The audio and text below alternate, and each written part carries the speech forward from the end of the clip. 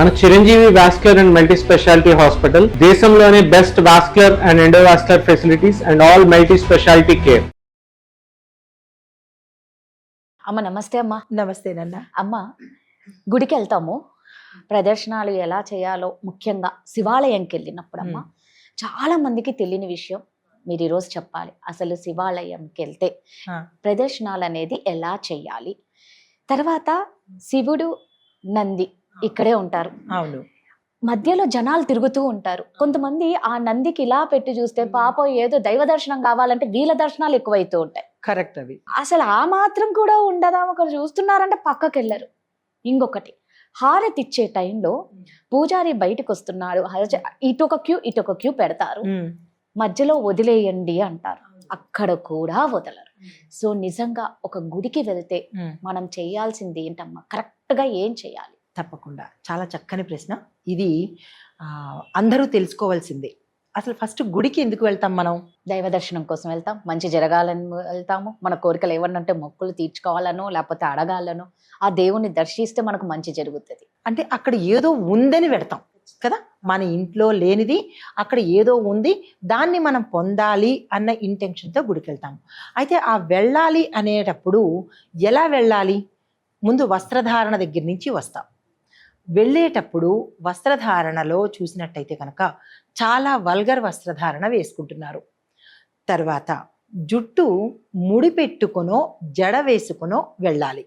ఏ దేవాలయానికైనా వెళ్ళినా సరే, అంటే మనం దేనికోసం వెడుతున్నాం అనేది, మన ఇంట్లోంచి అక్కడ నలుగురిని అట్రాక్ట్ చేయడానికి వెళ్తున్నామంటే అట్లా వెళ్ళొచ్చు. లేదు మన ఒక బాధ చెప్పుకోవడానికి వెడతాము అన్నప్పుడు ఆ రకంగా వెళ్ళాలి. తర్వాత లేదు నేను ప్రశాంతత కోసం వెడుతున్నాను అన్నప్పుడు ఆ రకంగా వెళ్ళాలి. ప్రతిదానికి ఒక ఉంది, ఒక పద్ధతి ఉంది. అయితే ఇక్కడ మన దగ్గరికి వచ్చేటప్పుడు ఈ రెండు విషయాలు చెప్పేసి అప్పుడు శివ ప్రదక్షిణలోకి వెళ్తాను. అయితే దేవాలయానికి, ఏ దేవాలయానికైనా వెళ్ళేటప్పుడు కురులు అంటే మన శిరోజాలు, జుట్టు వదిలి వెళ్ళకూడదు. ఎందుకంటే జుట్టు అనేది పాపానికి సంకేతం. మనం చేసిన పాపాలన్నీ జుట్టులో ఇమిడీకృతమై ఉంటాయి. అయితే దాన్ని వదిలేయడం వల్ల, అయితే ఇక్కడ అడగొచ్చు, జుట్టులో పాపాలు ఉంటాయి కాబట్టి మేము వదిలేస్తున్నామని అనొచ్చు. ఎక్కడ వదులుతున్నావు? వదలవలసిన చోట వదలాలి.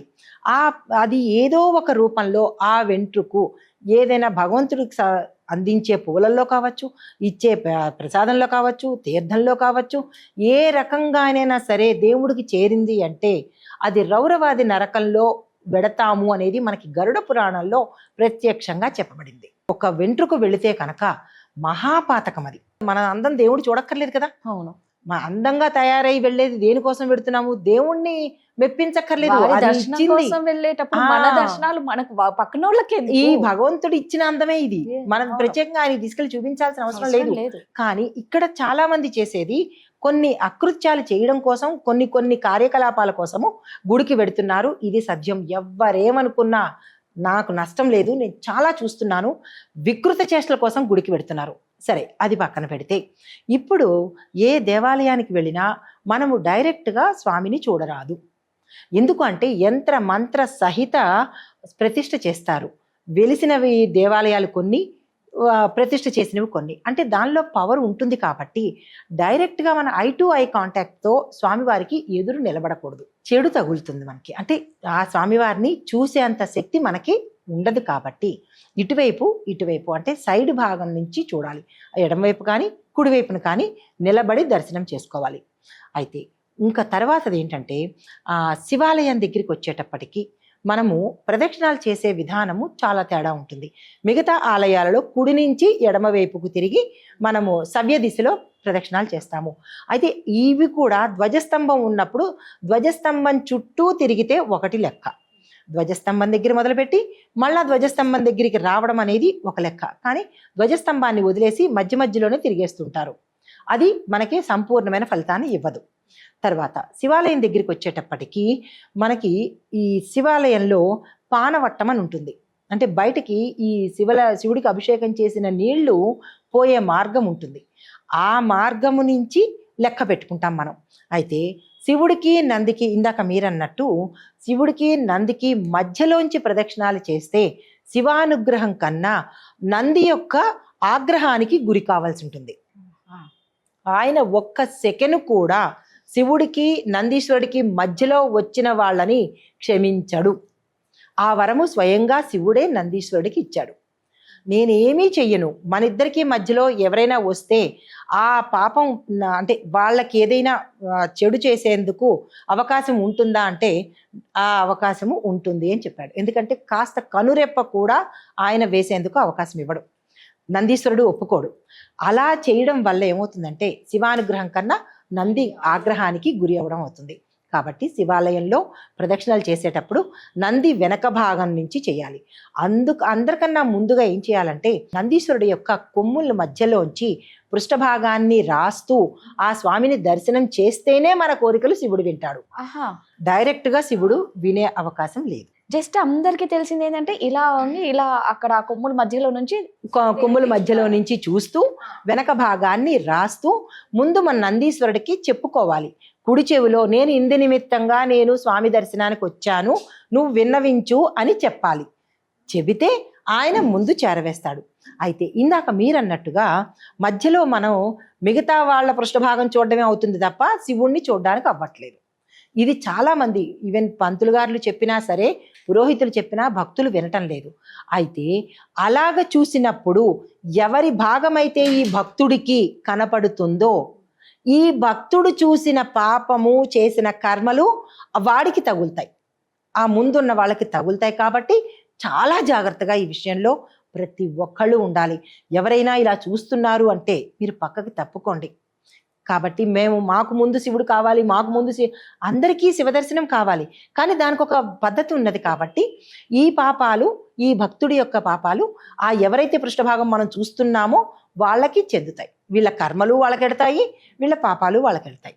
కాబట్టి శివుడి విషయంలోనూ నందీశ్వరుడి విషయంలోనూ చాలా జాగ్రత్తగా ఉండాలి. ఇటువంటి తప్పులు చేయకూడదు. నంది వెనక భాగం నుంచే రావాలి, అప్పుడు ప్రదక్షిణ చేసుకోవాలి. ఎడం వైపు కుడివైపు అంటే స్వామివారిని పూర్తి దర్శనము అందరికీ కలిగేలాగా నిలబడాలి. అయితే ప్రదక్షిణాల దగ్గరికి వచ్చేటప్పుడు నంది పృష్ఠభాగం నుంచి చూసుకుంటూ పానవట్టం దగ్గరికి వచ్చి మళ్ళా వెనకకి వచ్చి మళ్ళా నంది దగ్గరికి వస్తే ఒక ప్రదక్షిణ, అలాగా 3 కనీసం చేస్తామన్నమాట. అంతేగాని చుట్టూ గానిగది తిరిగేసినట్టు తిరిగేయడం అనేది ప్రదక్షిణలోకి రాదు. చాలా మంది టిక్కు పెట్టుకుంటూ ఉంటారు, పేపర్ పట్టుకుని టిక్కు పెట్టుకుంటూ ఉంటారు. ఈ టిక్కులు ఎవరి కోసము? ఎన్నిసార్లు తిరిగామనేది మన కోసం. కానీ అంటే మీరు భక్తి ఎక్కడ ఉన్నది? అంకెల్లో ఉంది తప్ప స్వామివారి దర్శనంలో లేదు. ఎన్నంటే అన్నీ తిరుగు, అంతే తప్ప దీన్ని లెక్కలో పెట్టుకు తిరుగుతుంటే నీ దృష్టి కాగితం మీద ఉంది, అంకెల మీద ఉంది తప్ప స్వామివారి మీద లేదు. కాబట్టి ప్రదక్షిణలు చేసేటప్పుడు ఈ సంఖ్యలు అంకెలు కాకుండా స్వామివారి నామస్మరణ చేసుకున్నట్టయితే ఆయనకి తెలుసు ఎన్ని నడిపించుకోవాలో ఎన్ని చేసుకోవాలో. ఆ విషయం ఆయన మీదకి వదిలేసేయండి. సంపూర్ణ శరణాగతితో భగవద్ దర్శనం చేసుకున్నట్టయితే విశేషమైన ఫలితాలు వస్తాయి. అందులోనూ మరీ ముఖ్యంగా శివుడి తాలూకా అనుగ్రహం పొందడము చాలా సులభతరము. నందీశ్వరుడు అనుగ్రహం పొందితే శివానుగ్రహం తప్పకుండా వచ్చేస్తుంది అన్నమాట. తర్వాత శివాలయంలోంచి బయటకు వచ్చేటప్పుడు అక్కడ కాలభైరవుడు ఉంటాడు. ఆయనకి మనం చప్పట్ల చాముండేశ్వరుడు అంటారు. ఆయనకి మనం వచ్చినట్టుగా చప్పట్లు కొడితే కనుక మనం వచ్చినట్టు లెక్క వేసుకుంటారు. ఎక్కడ ఈ శివాలయంలో, మా ఇంటి దగ్గర శివాలయంలో లేదు అని చాలా మంది అనుకుంటూ ఉండొచ్చు. ఎవ్వరు దగ్గర లేకపోయినా మారేడు చెట్టు ఉంటుందిగా, అక్కడ బిలవదళం చెట్టు ఉంటుంది కదా, అక్కడికి వెళ్ళి చెప్పండి నేను వచ్చాను అని చెప్పేసి వచ్చేస్తే మనం అక్కడ స్వామివారి దర్శనానికి వెళ్ళినట్టుగా వస్తుంది అనమాట. తర్వాత ఇక్కడ ఇంకా అందరూ చేసే పొరపాటు ఏంటంటే అరటిపళ్ళు తీసుకెళ్ళి ఆ నందీశ్వరుడి మూతికి రాసేస్తూ ఉంటారు. ఆ మూతి ఖాళీగా లేదంటే ఎక్కడ పడితే అక్కడ రాసేస్తూ ఉంటారు. కానీ అలా రాయకూడదు. స్వామివారి ముందు పెట్టండి, నందీశ్వరుడు ముందు పెట్టండి, తీసుకుంటారు. తర్వాత ఇంకొకటి ఏంటంటే స్వామివారి వెనక భాగం తోక దగ్గర దీపం పెట్టాలి తప్ప ఆయన మూతి కిందన కాదు. అక్కడ ఖాళీ జాగా ఉంది కదా అని మూతి దగ్గర పెట్టేస్తారు. మన దీపపు సెగ స్వామికి అంటే నందీశ్వరుడికి తగలకూడదు. వెనక భాగంలో పెట్టినట్టయితే ముందు భాగానికి తగలకుండా ఉంటుందన్నమాట. దీపం పెట్టేటప్పుడు కూడా ఈ పొరపాట్లు చాలా మంది చేస్తారు. అంటే మాది తొందరగా తీసేసుకోవాలి, మా దీపం పెట్టేస్తున్నామా లేదా అనేది చూస్తారు తప్ప అది ఎందుకు పెడుతున్నాము, ఎలా పెట్టాలి అనేది తెలియకుండా చేసే పొరపాట్ల వల్లే మనం ఇన్ని నష్టాలు అరిష్టాలు పొందడం అవుతుంది. తర్వాత స్వామివారి దగ్గర నుంచి వచ్చేటప్పుడు ఏ వస్తువు తేరాదు. ఆయనకి నివేదన ఇచ్చినది ఏది మనం తీసుకురాకూడదు. ఒకవేళ తెచ్చుకోవాలి, మా ఇంట్లో కూడా పెట్టుకోవాలి అని అనుకున్నప్పుడు మనం ఇందాక చెప్పిన చప్పట్ల చాముండే ఉన్నారు కదా, ఆయనకి చెప్పి పర్మిషన్ తీసుకుని తెచ్చుకోవాలి. సాధ్యమైనంత వరకు 99.99% శివాలయంలో వేవి మనం తెచ్చుకోకుండా ఉండడమే మేలైన పని. ఏవేవి మనం పాటించాలి, ఏవేవి పాటించకూడదని మీరు చాలా చక్కగా చెప్పారమ్మా. ధన్యవాదాలు. నమస్తేనన్నా.